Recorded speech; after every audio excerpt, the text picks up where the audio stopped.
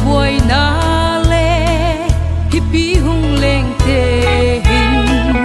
lal pa thu tiam te agui tung pan tai inei hun pha himang thiam hitiu o buai na adam a khovel a buai na te hi nisin in o apung sing hi i buai na te ho chu lal pa na he nai ama be in wana umbi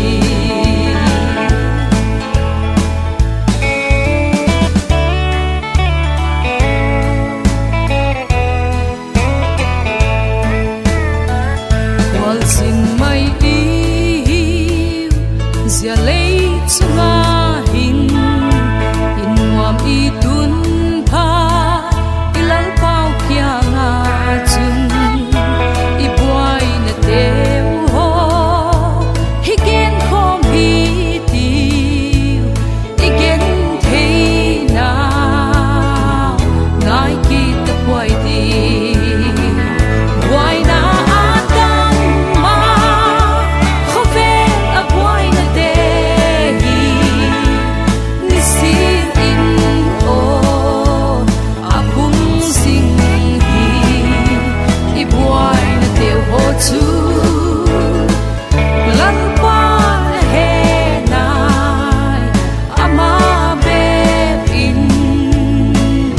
wana umbi buai na adam ma khovel a buai na te hi nisin in o apung sing hi i buai na te ho chu lan